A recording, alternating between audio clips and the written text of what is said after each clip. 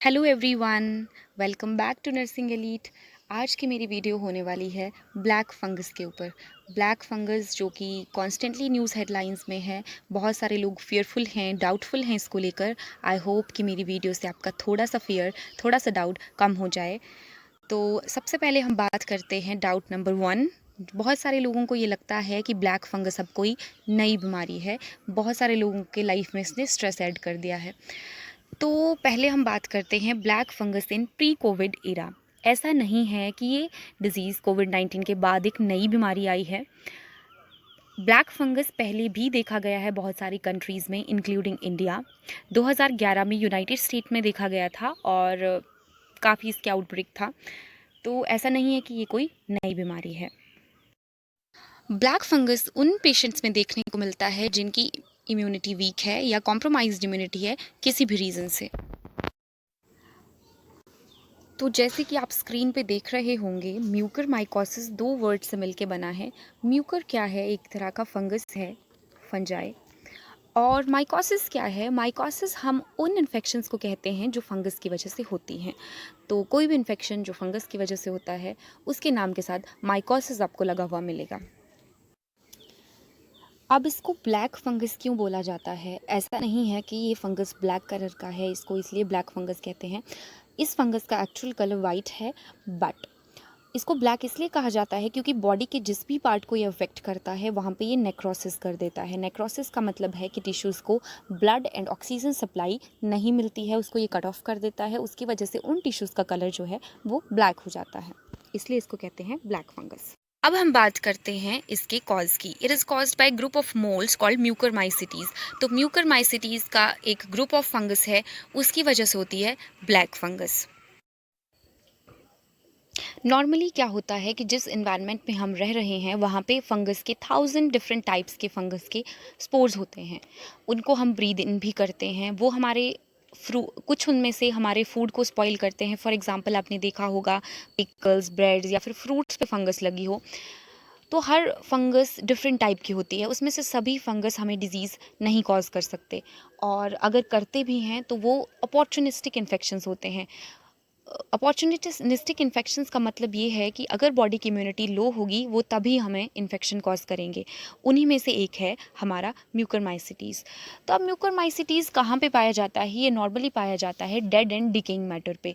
जो भी ख़राब होने वाली चीज़ें हैं, जैसे फॉर एग्जांपल कोई फ्रूट्स ख़राब हो रहे हैं या सॉइल में भी नॉर्मली हमने मैन्योर डाली है, तो वहाँ पे ये नॉर्मली प्रेजेंट होता है जहाँ पे भी डेड एंड डिकेइंग मैटर होते हैं, या फिर डैम्प और वेट सरफेसेस में, जैसे कि घरों की वॉल्स हो गई या बाथरूम फ्लोर्स, वहाँ पे ये नॉर्मली प्रेजेंट होता है। तो अब हम भी उसी एनवायरनमेंट में ब्रीद इन कर रहे हैं, सांस ले रहे हैं, तो हमें क्यों इन्फेक्शन नहीं हो रहा? हमें इसलिए इन्फेक्शन नहीं हो रहा क्योंकि हमारा इम्यून सिस्टम हमें डिफेंड कर रहा है उस इन्फेक्शन से। लेकिन जिन भी लोगों की इम्यूनिटी लो है उनको ये फंगल इन्फेक्शन हो जाएगा। वैसे तो ये फंगल इन्फेक्शन होना बहुत ही रेयर बात है, बट अगर ये एक बार हो जाए तो इट्स वेरी सीरियस। इसके मोर्टेलिटी रेट्स आप देख सकते हैं 50% है, मतलब 50% केसेस में डेथ कॉज कर देता है ये। नेक्स्ट आते हैं रिस्क फैक्टर्स, किन लोगों को ज़्यादा चांसेस हैं। तो again and again I am saying कि जिनकी इम्यूनिटी कॉम्प्रोमाइज्ड है उनको ज़्यादा चांसेस हैं, जिसमें कि आता है डायबिटीज़ वाले, cancer, organ transplant, Burns, long term corticosteroid use और एचआईवी। और भी बहुत सारी बीमारियां हैं जिसमें इम्यूनिटी लो होती है, उन लोगों को इसका रिस्क है। अब है इसका साइन एंड सिम्टम्स। तो साइन एंड सिम्टम्स डिपेंड करते हैं कि बॉडी के कौन से पार्ट को वो जो ब्लैक फंगस है वो अफेक्ट कर रहा है। ये राइनोसेरेब्रल, पल्मोनरी, डिससेमिनेटेड, बहुत सारे डिफरेंट टाइप्स का होता है। तो साइन एंड सिम्टम में अगर ये हमारा राइनोसेरेब्रल ब्लैक फंगस हमें अफेक्ट कर रहा है तो उसमें fever, headache, swollen skin over the nose and sinus. आपने बहुत सारी ऐसी पिक्चर्स इंटरनेट पे सर्कुलेट होती हुई देखी होंगी। और उसके बाद स्वॉलन आई, विजुअल डिस्टर्बेंसेस, ब्लाइंडनेस रिपोर्ट हो रही है इन पेशेंट्स में। फेशियल पेन हो सकती है। एब्डोमिनल जो ऑर्गन्स हैं उनको भी अफेक्ट कर सकता है ये फंगस। तो abdominal pain and distension, flank pain, dark colour का वॉमिट, और लंग्स को डेफिनेटली अफेक्ट कर सकता है। पल्मोनरी, जिसको पल्मोनरी म्यूकोरमाइकोसिस कहा जाता है, शॉर्टनेस ऑफ ब्रेथ इसमें होगा, या लंग्स की कफिंग, ऑल दीज प्रॉब्लम्स। और डिसेमिनेटेड टाइप का एक म्यूकोरमाइकोसिस होता है जिसमें ब्लड के थ्रू ये पूरी बॉडी में सर्कुलेट करता है, तो उसमें ऑल्टर्ड मेंटल स्टेटस भी हो सकता है। कुछ और भी सिम्टम हैं जो मैंने यहाँ पे नहीं लिखे हैं, जैसे कि